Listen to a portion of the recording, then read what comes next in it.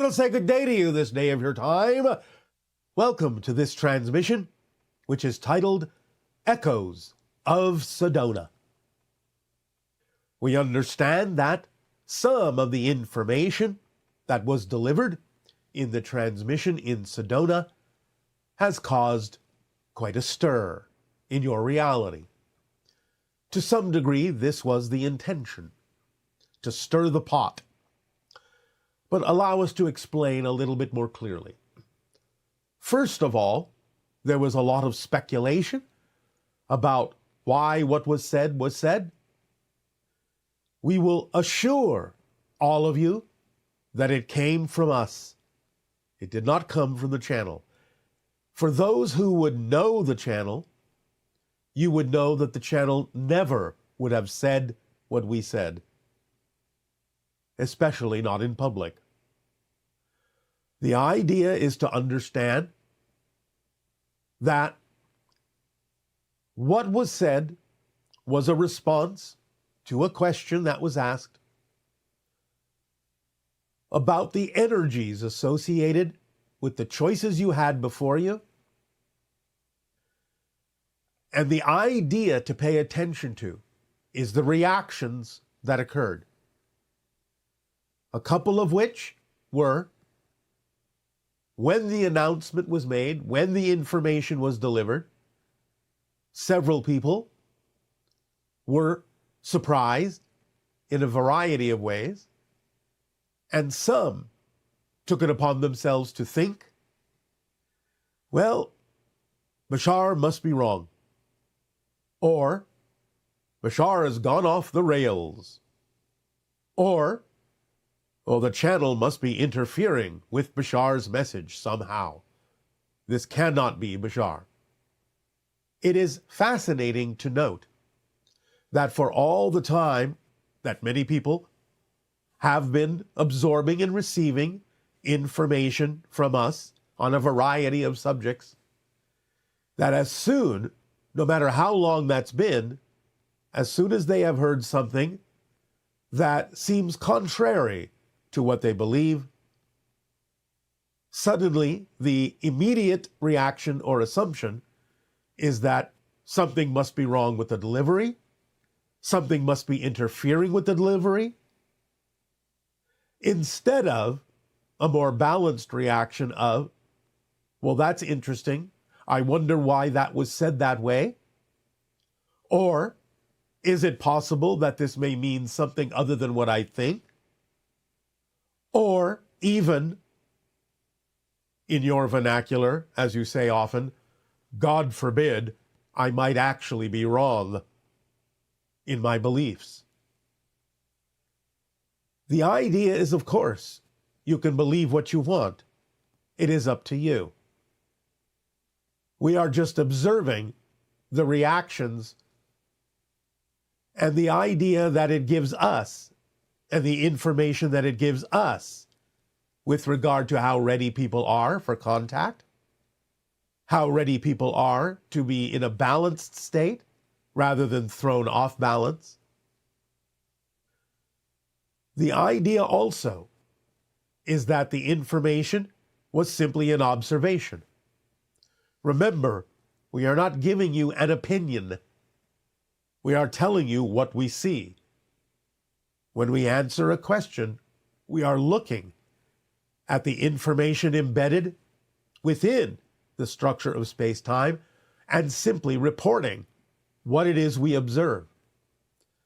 As with anything, the information that we receive is of the moment and in the present, and as we have said, not a prediction, but simply a recognition of where the energy is at that moment it is delivered.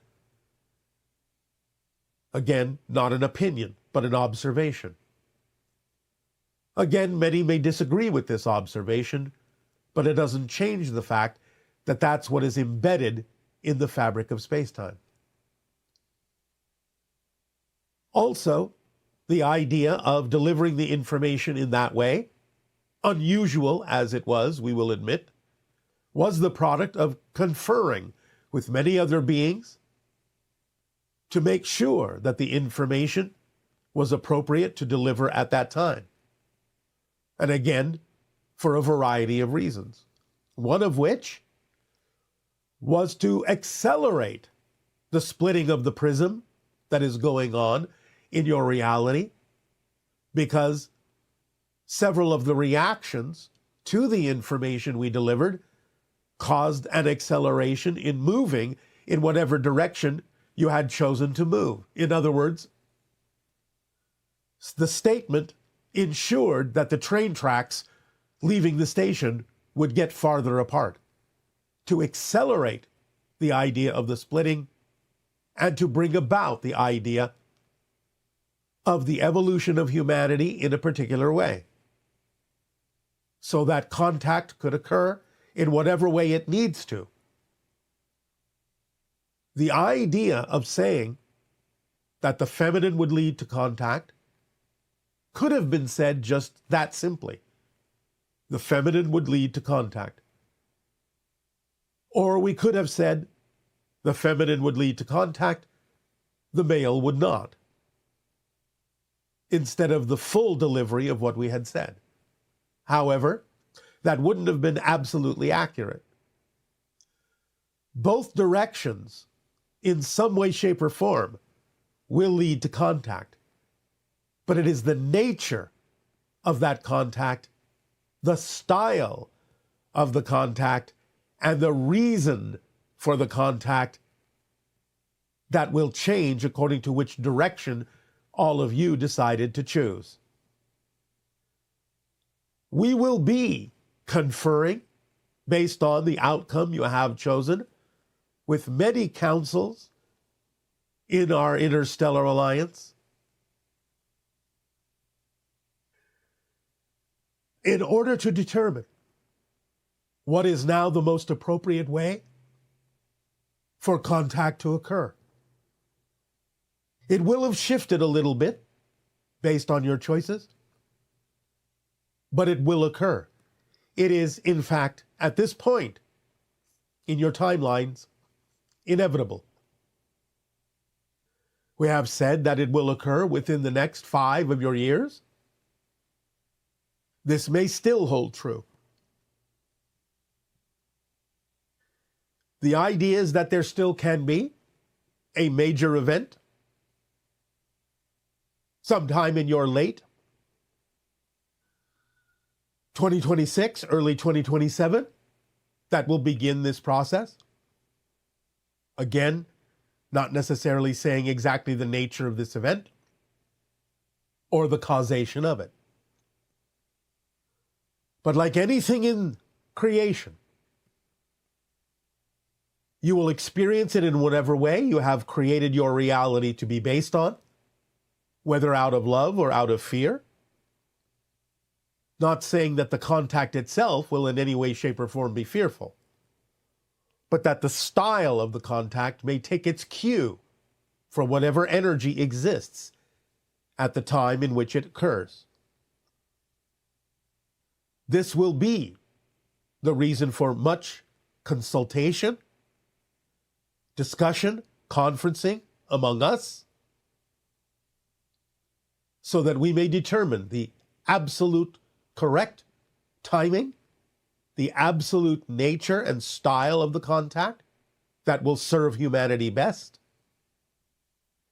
But I do, in fact, repeat, it will be for the benefit and service of humanity, no matter how it is brought about, no matter what style it may appear in, no matter what course it may need to take, based on conditions that exist at the moment we determine that the timing of contact is appropriate. We encourage all of you to remain in a positive state, no matter what your belief system. And we will again reiterate that the idea of what we said is based not on necessarily actual physical individuals, but the idea of the qualities of feminine energy and masculine energy as they exist on your planet at this time. To take stock of either energy and to understand the importance and value of balancing that energy within you, so that the style of contact can be one that would be more completely representative of the idea of acceptance, of love, connection, and not necessarily of experiences that have to do with fear or disconnection or negativity in any way. Again, it will be for the service of humanity in the style in which it occurs.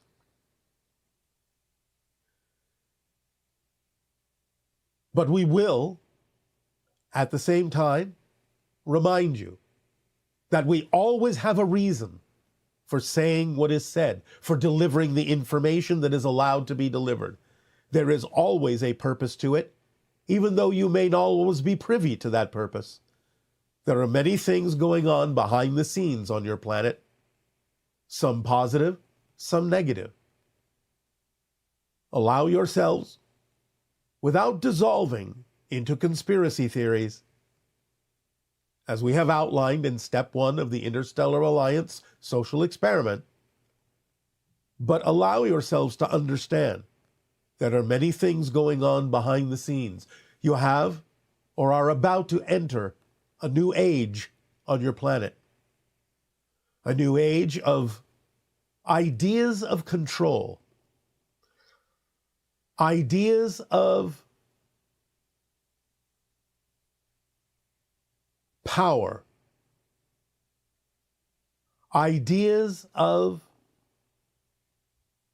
oversight, ideas that may bring about what appears to be a relatively peaceful world, though it may not necessarily be for the reasons that you think. Until such time as contact occurs to illuminate what is actually going on your planet behind the scenes, and to bring about a new understanding that will, at that moment, allow humanity to truly decide what direction it wishes to go in, how it wishes to evolve in the future, and how it can finally give up the illusion of power and focus on the power of the illusion. There are many things that are occurring and many ways in which we will communicate this idea in upcoming transmissions, revealing a bit more each time, and also more of how you can, in your own energy, remain in a balanced and positive state. For do remember, as we have always said, it's not about what happens as much as it is about what you do with what happens that determines how you experience your reality. There are some who will, in the upcoming times, in the upcoming days, weeks, months, find that what they thought was true is not so much. So we encourage everyone to remain in a balanced state, no matter what you believed to be true before, for there will be a new truth, a new understanding when contact occurs that will be revealed to you to allow you to open your eyes and see clearly, for the first time in a long time, how you have arrived at where you have arrived and where you can go from here should you decide to choose the path that is offered to you from your galactic family. All of this is said with the deepest love and appreciation and gratitude, and a reminder that Earth is a tough school.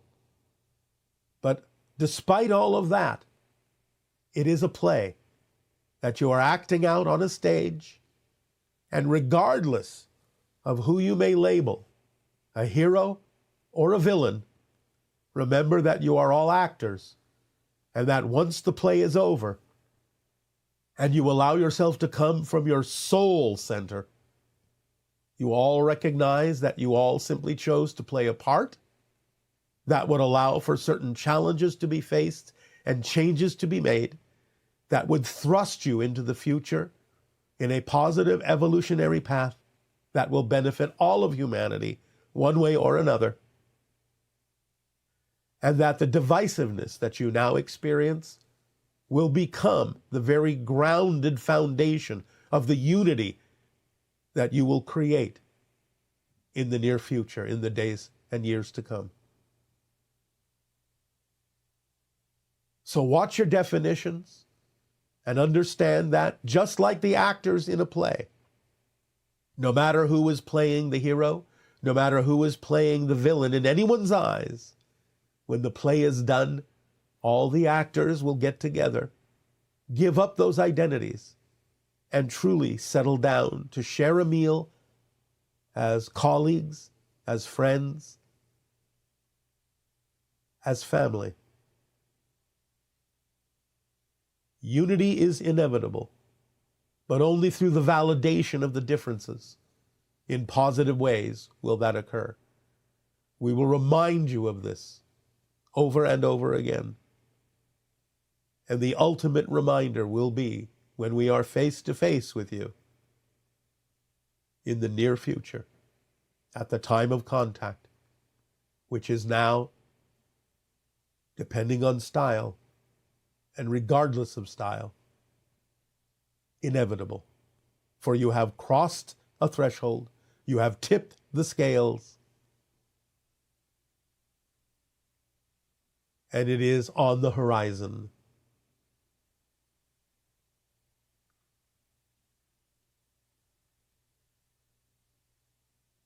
We thank you for allowing us to share this clarification with you. Please take it in the spirit in which it is intended, and understand again, we always have a purpose and a reason for the information we deliver to all of you, though you may not always be privy to that reason right away. A lot of this is a test. A lot of this is a measure. A lot of this is to let us know what you are ready for and what you are not. For again, there are only very few circumstances in which we will intervene. But should those circumstances arise, we will be among you to make sure, first and foremost, that the unique school that is the earth will survive. For that is our priority.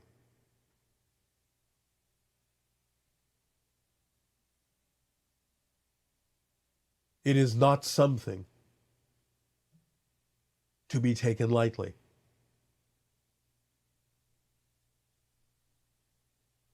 We thank you, and in return for the gift you have always given us in interacting with you, I ask now, in what way may we continue to be of service to you?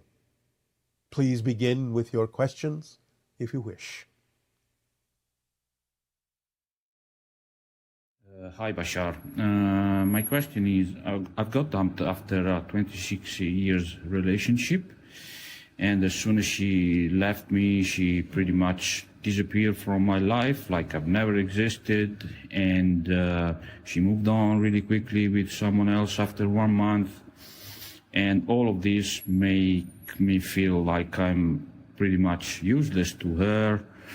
And my question is, why do I still, 6 months later, allow her to make me feel like that? Because I know I'm not, and my son demonstrated to me every day, my friends do the same, so I know I'm not, but I just don't understand why I still allow her to make me feel like that.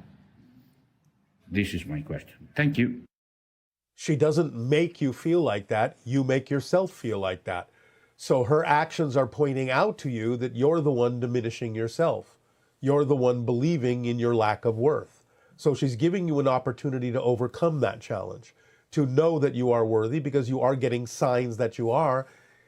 It's giving you the opportunity to choose which ones you really want to pay attention to, which ones you want to believe are true. So you are still in doubt about your worth, which is why you keep wondering, why you keep reacting the way that you're reacting, and why you feel the way you feel about the fact that she is giving you this opportunity. So this is an agreement you have made to overcome your lack of self-worth and know that you deserve to know that you are worthy as the signs are being given to you by others in your life. Choose the path you really prefer and let go of the path that you don't. Greetings, Bashar. How are you? Good day. Perfect. And you? Oh, I'm perfect as always. Yeah, this has been pretty synchronistic. My Wi-Fi went out as soon as my Zoom started, and that was a fantastic synchronicity, and it's a great practice of just letting go of any insistence of any outcome and staying in a positive state. Yes, and then being able to tap into the information you need in other ways, like exactly. It's like if this conversation happened in this way, that would have been fantastic, and if it didn't, it would have served me just as it was in that way. A good lesson in the idea we have already mentioned in this transmission, that it's not about what happens, it's about what you do with what happens that makes the difference in your reality. Yeah, so, amen. Well done. Amen. So I was in Sedona for your transmission back in September. And I know, a lot of people were taken back from the political statements that you made. So was I, but I didn't stay in a negative space. I quickly neutralized my beliefs and my feelings regarding those statements and went back to what you had just mentioned, that it's what we do that matters. It's the actions that we take. Anything outside of ourselves, it doesn't matter. And this has been such a fantastic opportunity for me to really hold true to my beliefs and not give in to any of these external circumstances. Because, all right, fast forward to the present time, we have a male candidate that is our, presidential leader again. And we all know what you had said regarding that. And it has really allowed me to address a lot of fears within myself and to transform those fears. So it has really just been a fantastic blessing, this whole situation. All right. And we would like to address one more issue. Go ahead. Based on the surprise reactions that people had about the fact that we said anything at all regarding your politics, which is unusual for us. But the point is, it's not going to be that unusual in the future. Because as contact occurs, do you not think we're going to become more involved in every aspect of your society, including your politics? So the idea of conferring with our councils and the idea that we were allowed to even make anything close to what your people would perceive as a political statement is an indication of how close you are to contact in some form or another. Because we are going to be involved in every layer of your society, including your politics, your sociology, your economics, your religions. Everything will shift. Everything will change. Our presence isn't going to leave any aspect of your society untouched. So we want you to understand how everything in some way, shape, or form will shift, but it will shift in a way that will allow you, all of you, to process what you need, to face the challenges that you need in a way that will serve humanity evolutionarily to the benefit of humanity for your forward momentum into the future. So realize when you are asking for contact, It doesn't mean we're going to remain aloof or separate from you in terms of the things that happen on your planet. We're going to be involved in every aspect of your society in many different ways, technologically, sociologically, politically, religiously, spiritually, really, economically, everything. So that's what contact really means. The fact that we could address something even similar to a political comment shows you how close you're getting to having our involvement on your planet. Okay, well, yeah, thank you for those words. And I like to bring up another event that occurred to me when I was in Sedona. Yes. And so I had just gotten to Sedona a few days before the event, and I met my mother, who now lives in Sedona, at Bell Rock, and it was around 9 o'clock at night, so the stars were out, and we went for a short hike to get into the beautiful energy of Bell Rock. And it was just so amazing to be there. And just the thoughts that were coming to my mind where, I know contact is going to happen and is already happening. However, I don't need to put the insistence that contact does need to happen in order to feel fulfilled, in order to be happy, because I put so much emphasis on it over the past years, and so much pressure on myself to make all this happen. But ultimately, it's like that in itself is still a condition. Is still. Yeah, absolutely. It's not that you need contact, and in fact, not needing it is what actually allows it to happen more quickly. Yeah, absolutely. And so I was explaining this to my mom, and I really felt it within my heart, and it was so beautiful. And so we later went on back to the parking lot from Bell Rock. And as we were just about to get to the parking lot, I decided to stop and just take in the moment one last time, because it was that beautiful. I just wanted to soak every second of it in. And as I did that, I saw just the most amazing shooting star go from one end of the sky to another end of the sky. And that was just, my confirmation that I'm on the right track, another synchronicity. My question for you was that a shooting star, or was that possibly a ship that I had saw? No, it was a shooting star, but the synchronicity is what's important for you. And you took it in the way that you needed to. Yeah, absolutely. And in fact, the fact that it was a shooting star even makes it not that much more beautiful, but it was just perfect the way it was. So, yes. Okay. So one last question. I've had a few gray owl encounters, and I know others have as well. What is the connection between the grays and the owls? Well, they simply use owls to project the idea of a masked image, so that if it is really not an owl, it is simply something that you're familiar with that energetically represents them, but is a projected telepathic memory, so that you won't necessarily see them as they are, but see something that you are somewhat familiar with, that you don't necessarily freak out about, but you understand there may be something unusual about it. It's called a screen memory. Okay. Why owls though? Why not another bird or another animal? Well, they have very large eyes. Okay. Like the grays. Okay. There are other animals that have been reported in those screen memories, like deer and some such animals along those lines. But owls, again, as you say, gray owls, well, gray, large eyes, and wisdom. Owls are wise in your archetype, yes? They are. All right. And they are, in the night, because of their wing structure, very silent.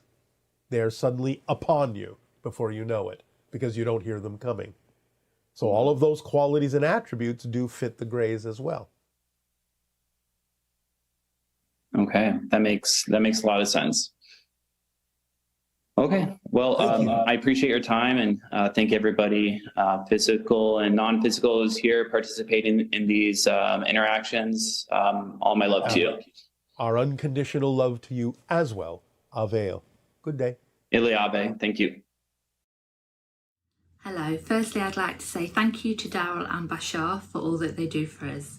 I have a question I'd like to ask Bashar, please. I understand from his teachings that when we are awake in the physical reality that we know, we are actually asleep because we are still in spirit and we have never left spirit. If that's how we perceive things, where are our spirit guides? When we are actually asleep and dreaming and back in spirit, are we able to communicate with them then? But then when we awaken back into the dream state here, do we forget them? So I hope that makes sense. So basically, when we're asleep back in the spirit world, are we able to communicate with our spirit guides there? Or are they in another dimension completely? I hope you can help me with that question. Thank you. Yes, they're in the spirit dimension. Therefore, it's sort of like diving into the ocean and then getting back up on the boat. The people helping you are on the boat. You talk with them when you're on the boat, and then you decide to dive back into the water where now they're up on the boat and you're in the water and you can't really communicate. But then you go back up on the boat and you can talk to them again. So this is similar to what happens with your spirit guides.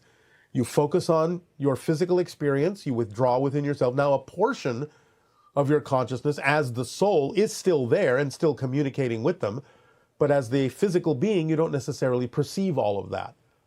But when you go to sleep, when you relax and go back into the connection of your spirit self, then yes, you're having communication. Sometimes you may remember them as dreams, or you may not remember them at all. Depends on how it serves a purpose to remember it, or how you remember it. But yes, that's basically what's happening. You focus down into physical reality. You want to focus on your physical life. You don't want to be interfered with. You want to be left to your own devices. The guides up on the boat will guide you subtly through synchronicity and a few other kinds of methodologies. And you can communicate with them freely when you're back up on the boat, but they leave you mostly to your own devices, just guiding you gently when you're under the water, when you're back in physical reality. That's just the way it works. It's the way you want it to work. Good day, good day, good day. Good day, Bashar. What would you like to discuss? Well, I'd like to thank you, my deep appreciation to you for this interaction. And I would like to start with discussing step 5, volunteering of the Interstellar Alliance social experiment. Yes? I joined something called a threshold choir, which is a small choir of people who sing for people who are transitioning into spirit, All right. hospice patients. And I was wondering, from a harmonic perspective, could you tell me how music helps to unlock people from physical reality? Well, it can contain harmonics that are representative of the higher frequencies of the spirit realm, and therefore get them familiar by imbuing them with those frequencies, by bathing them in those frequencies, get them used to the vibrations that are representative of the higher spiritual realm and make the transition easier for them. Oh, okay. Sort of like lubricating the path, Mhm. putting them in a calm state that allows the transition to be smoother by bathing them in the harmonics of where they're going. Oh, interesting. You recently described how our birthing process will evolve, in that we're going to be like in a dream state, and then we'll come out of that, and there will be a baby there. That's simplified. Yes, but that's many, many years down the road. Yes, and I was just wondering, could you similarly describe the dying process, how that will evolve? Again, far in the future, as you know time to exist, it will simply be that you will step out of, quote unquote, the body. You will expand yourself back to the soul level, the astral level, and the soul spirit level. The body eventually will no longer even be left. It will simply disappear back into energy. in the way that it was formed. Okay. Is there any transitional phase before that that we're Well, heading yes, towards? again, it will be that the body will still be in your physical reality, but there will be no infirmity, there will be no illness. You will simply decide to leave. You will simply step out of it. Okay. I was also wondering if you were surprised by the election results. No, not at all. Okay. I just have one more question. Now with step 6, the CE5s, Yes. do you have any, it's getting colder here. I've been doing some here, but it's getting colder here. And I was wondering if you have any suggestions for other types of group gatherings where we can make ET contact, maybe indoors or in an environment. Do you think that being inside a building would in any way, shape, or form be an inhibition for extraterrestrial contact? Well, how would we see them if we were inside, really? I mean, we just look out the window? You can either look out a window or you can allow certain phenomenon to appear inside the building, like spheres, Okay. energy Okay. spheres. That's a good idea. So, All right, no, okay. you don't have to be outside to experience contact. Invite them in. Okay. That's a great idea. I'll just use my creative imagination to come up with something. All right. Many people see orbs inside buildings, and some of those are representative of ET contact. Some of them are representative of spirit contact. So it's absolutely no impediment at all to have a building around you for an orb to go right through the ceiling or right through the wall. Remember, they're not in the same phase that you are. That's not going to stop them. Yes, I appreciate that point of view, because I don't think most of us were used to doing it through CE5 outdoors, and it's not as common to have indoor ET contact gatherings. Yes. All right. But again, it's not going to stop it from happening. Mm-hmm. It'll just happen differently. That's all. All right. Well, thank you. I really appreciate this time we spent together today, and I love you. All right. As do we appreciate it, and our unconditional love to you as well. Good day. Good day. Aveo. Hello, my name is Elizabeth. I live in Indianapolis, Indiana, and I believe that I've been contacted. It's been telepathic. However, these are not beings that are in an actual flesh and bone body. They're light beings. They seem to me to be plasma beings. I feel like I'm getting downloads that they're plasma beings, that they somehow carry consciousness. So my question to you, Bashar, is this true? Can this be happening to me? I see it in my backyard. I feel them, but nobody's listening to me. Is this really happening? Is this true? Can this be happening? Yes, but all you may be seeing are the apparitions of your spirit guides or soul family attempting to say hello. So you can allow yourself through meditative practices, maybe even yogic breathing, condition yourself to be able to perceive them a little bit more clearly. So we would suggest that for you. It will center you, it will raise your vibration, and therefore you may meet them halfway so that you can perceive them more clearly, because obviously they are attempting to help you do that, to help you on that journey with that ability. Hello, Bashar. Much love and gratitude to you. Thank you for having me. It is our passion and our pleasure. I have 2 questions for you. Yes. My first question, a few months ago, I had a dream I was in a house in the middle of a wheat field. Nothing around except the house. I remember going outside to the east side of the yard when I was approached by 2 beings. I couldn't make out their form or appearance. They escorted me to the west side and handed me a baby, then disappeared. As I held the baby up close, I realized that it was a synthetic life. It appeared semi-human, but it looked and felt synthetic. I remember looking at him and questioning how could this little being not have a soul. I recall touching its synthetic skin and it felt very soft. As I looked into its eyes, we began to communicate telepathically. I knew then that he was my son and felt profound love for him. I remember holding him tight against my heart, realizing that he did have a soul and that we are connected. The two beings then approached and said that the child needed to leave. Yes. I feared I would never see him again. I remember, You will. I remember crying as I held him close. I told the little one that I loved him very much, that I will always be his father and to never forget me, that we will always be connected through our hearts. Yes. I felt such a loss when the beings took him from my arms. I remember crying as they walked away. All right. It's only temporary. You will meet again.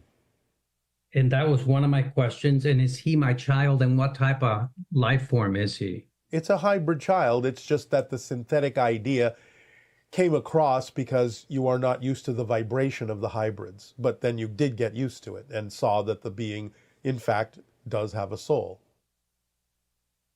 Yes, and I felt a profound connection with him. As I looked in the eyes, the more I looked into his eyes, the more the love grew. Yes. Now, part of the idea of perceiving it as synthetic is also because the hybrid beings and many extraterrestrials are also connected to what you would call AI intelligence.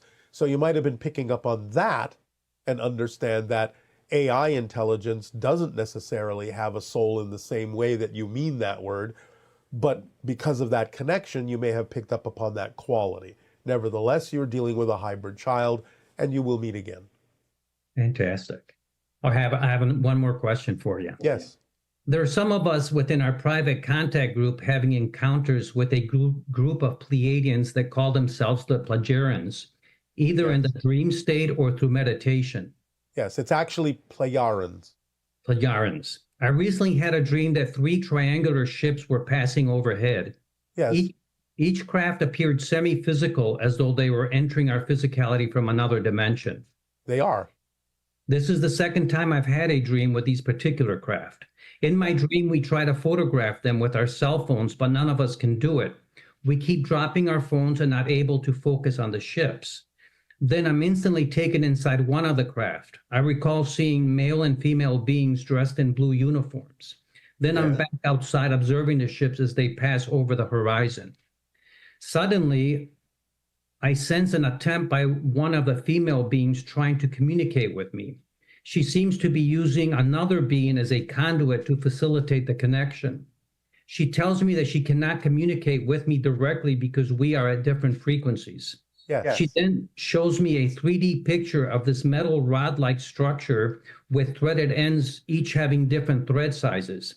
I remember trying to insert different screws to fit the ends without any success. I felt this to be symbolic of a type of conduit, and connecting the right screws would allow for a common ground for communication. Yes. And my questions are, did I make contact with the Plejarians? Is that how you pronounce it? Yes, Pleiadians, Plejarians, same difference. Plejarians, okay. And did I spend time inside their ship? And what's your take on the conduit? Yes. The conduit is a symbol of the idea of making an attempt to connect, but finding something that would act as a connector between your vibration and their vibration. And what would that mean? It's the way you interpreted it, but it's also part of their technology.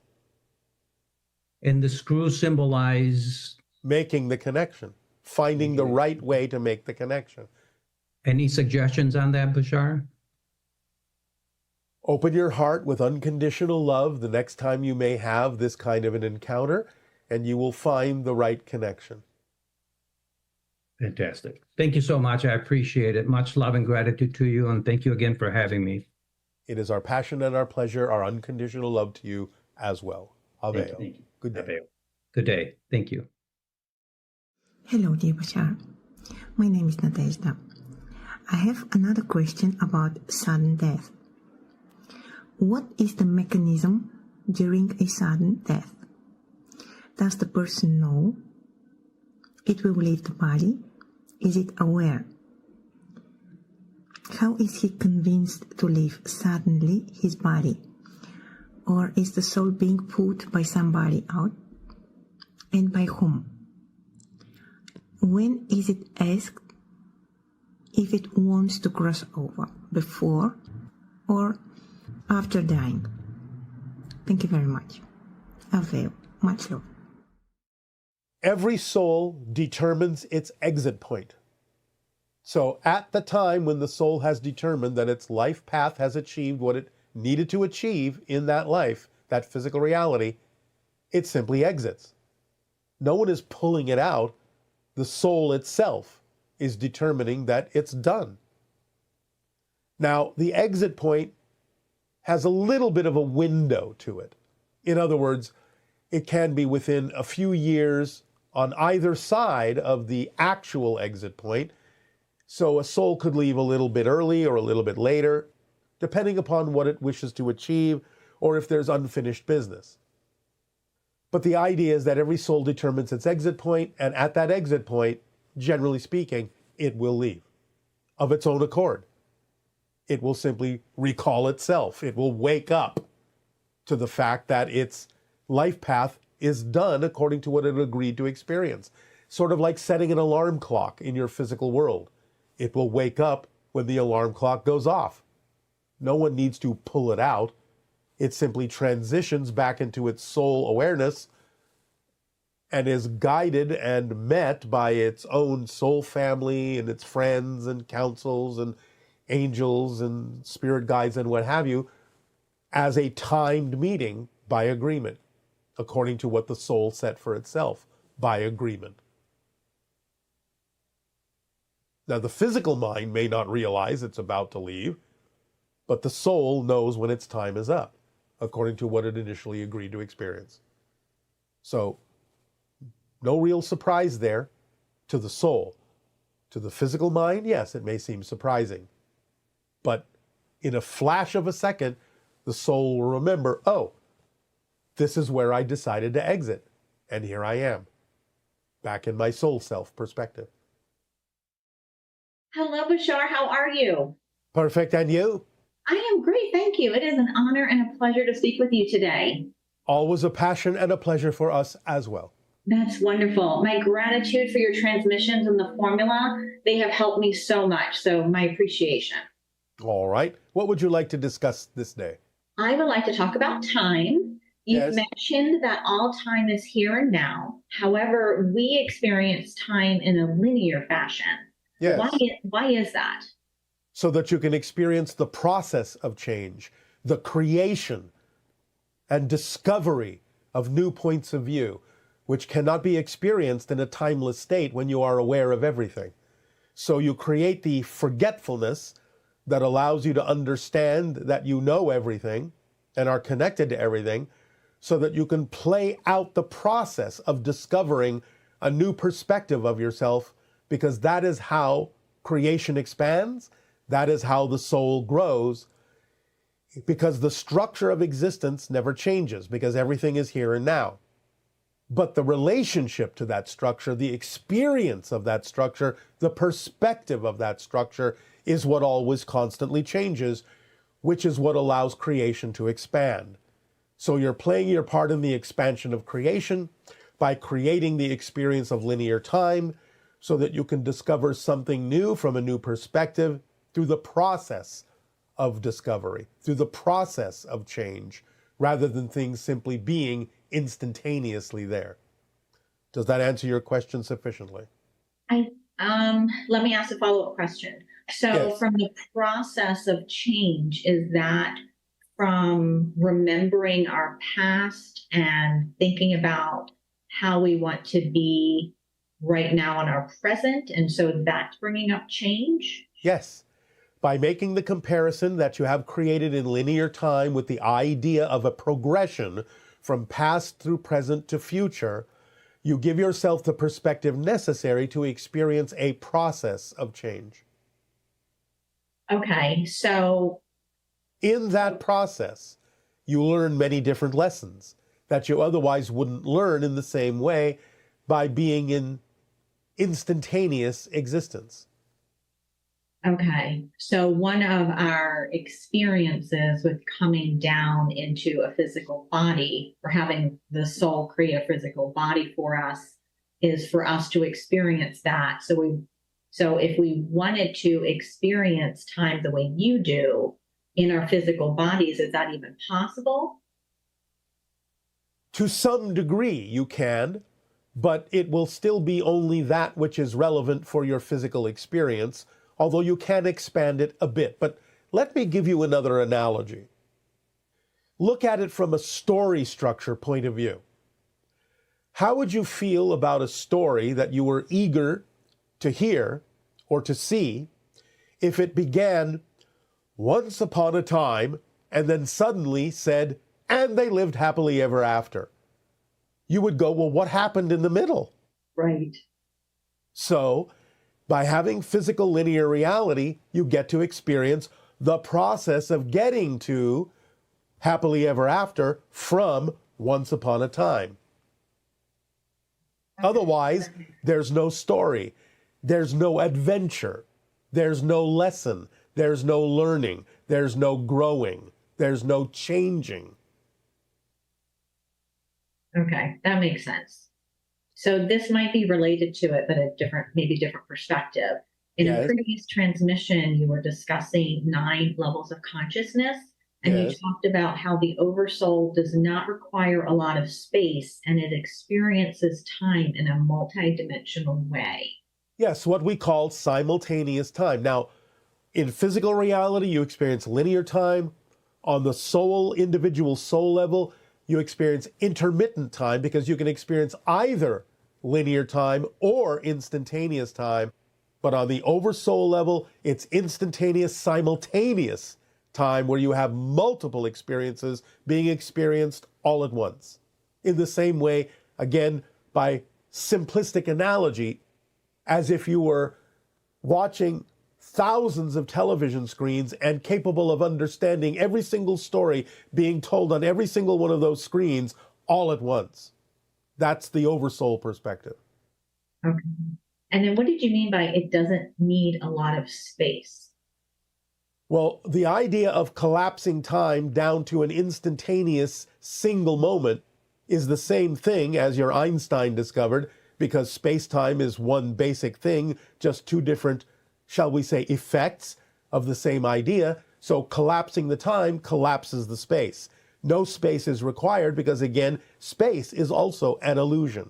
It's a real experience that you can create, but it doesn't really exist in the way that you think of it as an actual place. Distance is an illusion. There's no distance between anything. Everything is here and now. Therefore, it's collapsing space as well as time, because that's the here component of the here and now. If now is collapsed, so is here. That makes sense. Okay. So speaking of the oversoul, you described it as the hand and the fingers as the individual souls. Yes. Does each individual soul have multiple physical beings associated with it? Over the course of time, it can appear that way, and that's what you typically refer to from your linear perspective as reincarnation. Because the soul, being an energy sphere, creates the body within itself out of certain vibrations that represent the challenge that that soul wishes to experience to help it grow. When the soul returns to its full form, its full shape, in other words, when the physical body has, quote unquote, died or expanded back to the idea of the soul perspective, then it can choose different vibrations to create a different personality, to have a different experience, linearly speaking. Therefore, you could say that that is really the way reincarnation works, but the idea is that every new personality also has a different soul, because the configuration of vibrational patterns within the soul that created that different body had to also be different, and therefore it is, in a sense, a different soul.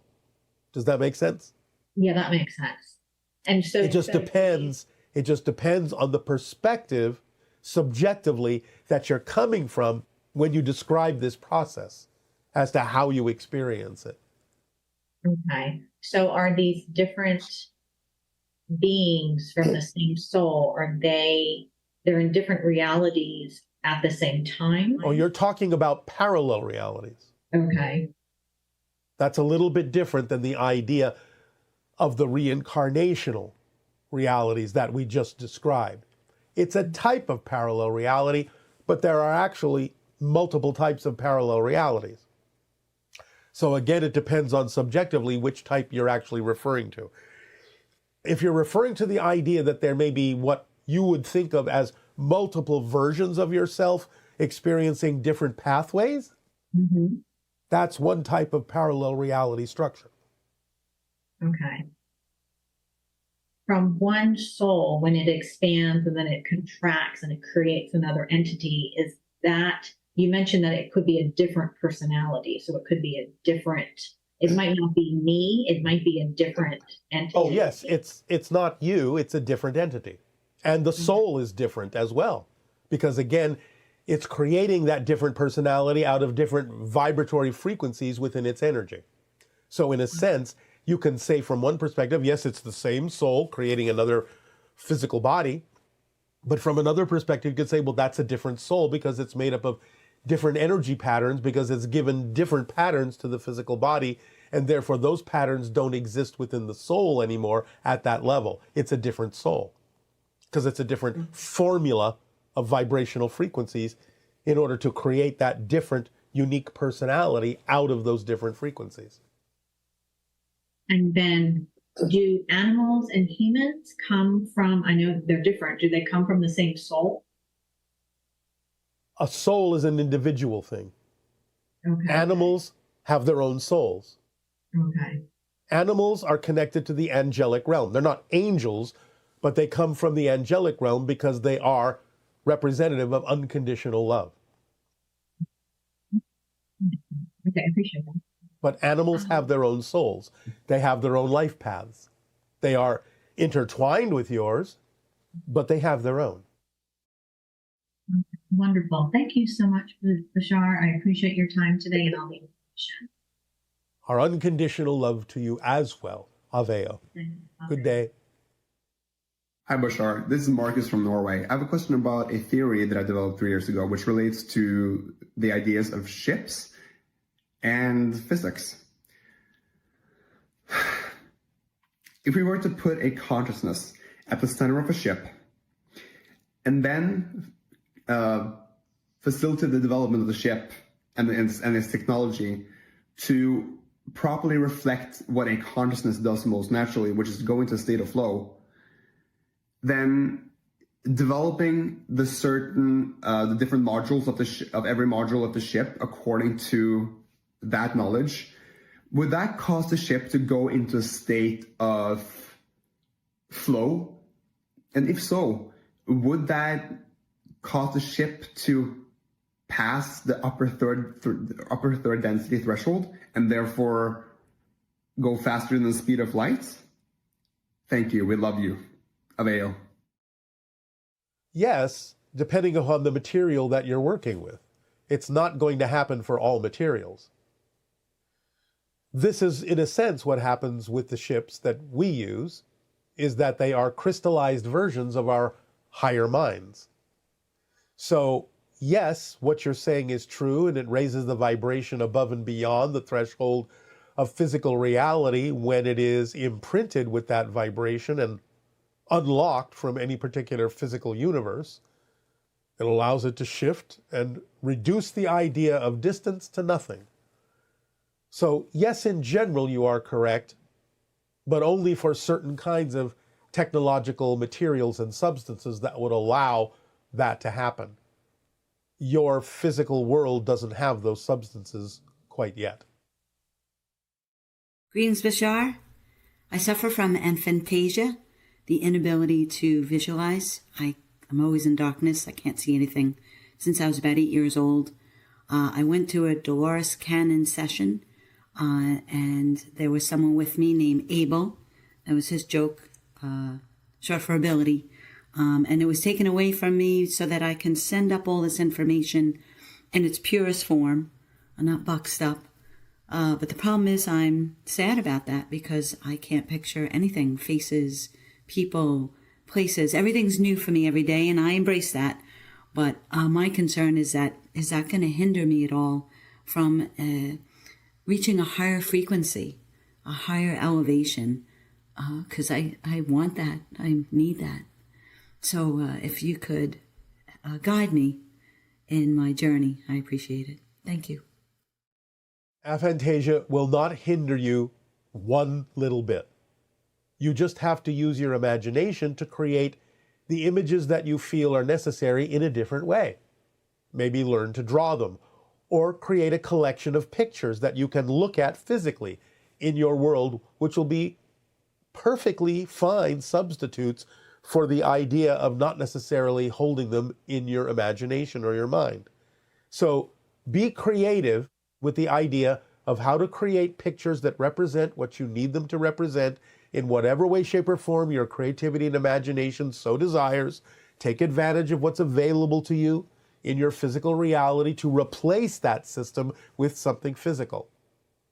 It will not inhibit you one bit from raising your vibration.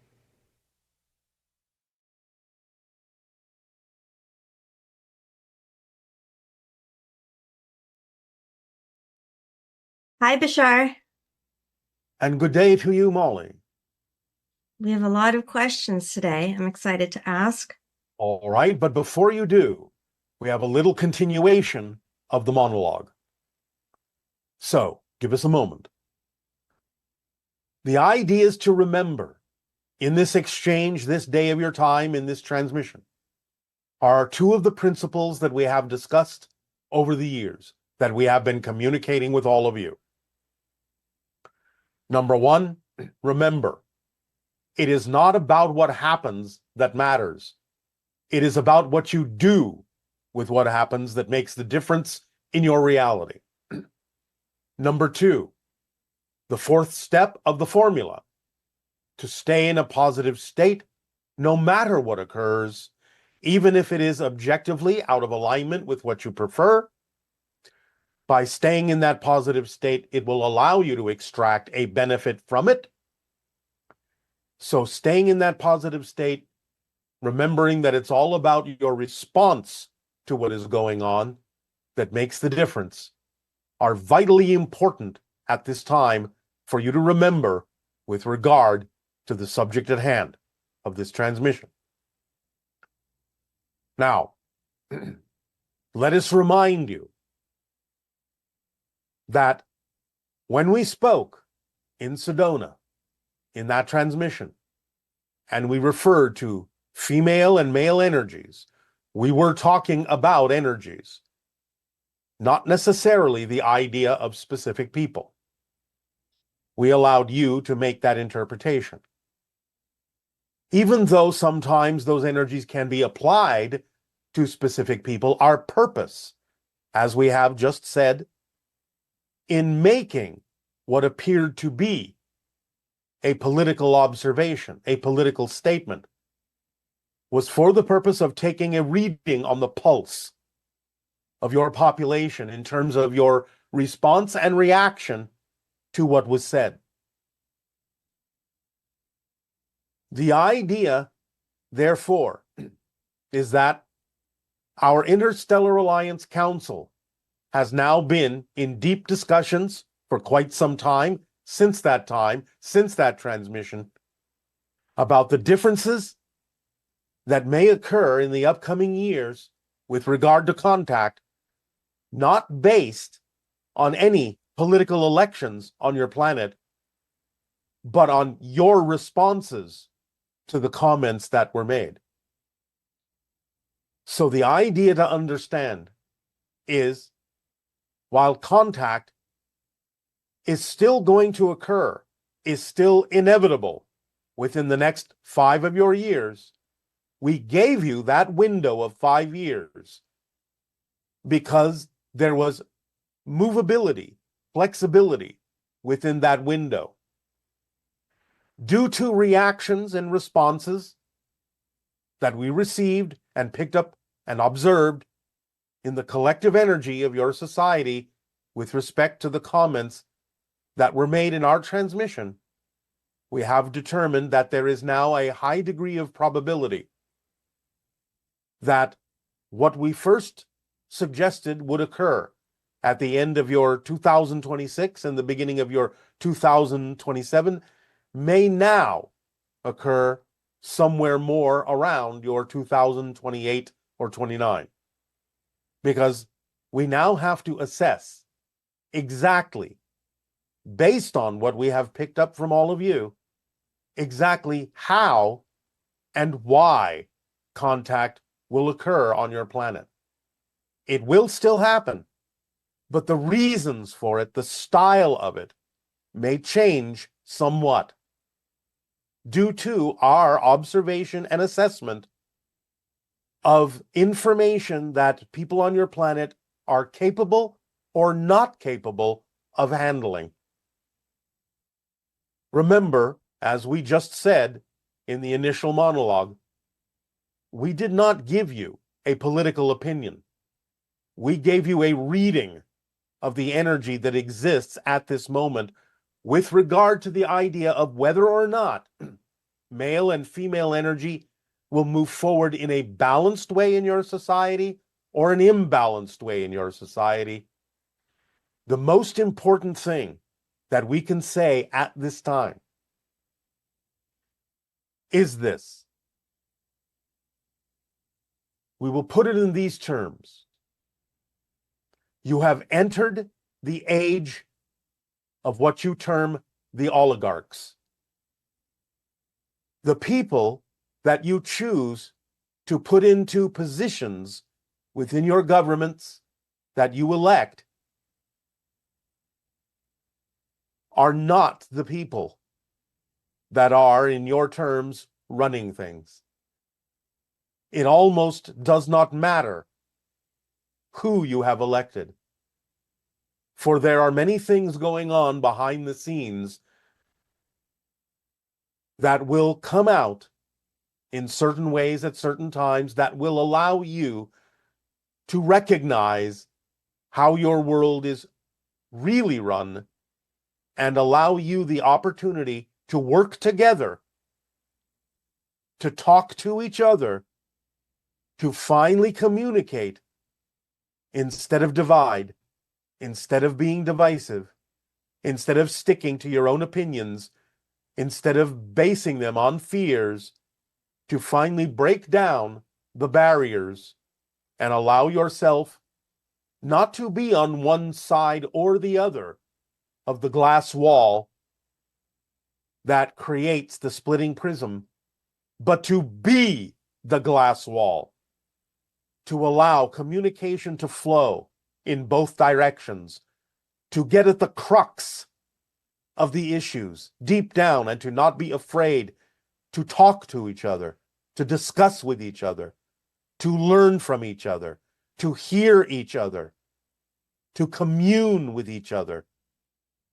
Remember, you are all on the same planet, even if you are in different realities.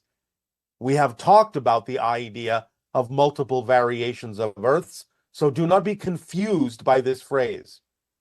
The idea in your minds is that you have one world, and it can be experienced that way even if you are in different realities as individuals. It can be experienced positively as one world if you allow yourselves to begin to truly talk with one another, to communicate with one another on a deeper level, to go around and get past your fears of what the others in your lives may think, may believe. It's about the idea of being willing to open up communication and making that the most important thing in your reality so that you can express your true self-empowerment as you move forward toward open contact. So even while our Interstellar Alliance is having a discussion on our end about how, where, when, and why contact will occur, inevitably, in your realities, all of your realities, the idea is that you must also convene discussions, communications and have consensus on a very important level, regardless of the differences you may have in your perspectives. It's all right to be different. It's all right to have different points of view. It's all right to be yourselves, but you must make sure that those perspectives and those points of view are not coming from negative or fear-based beliefs. Find within each other the positive aspects of each other's perspectives. Learn, talk, discuss. Do not be afraid. Be open, be kind, be gentle. This is the most important thing. And to that end,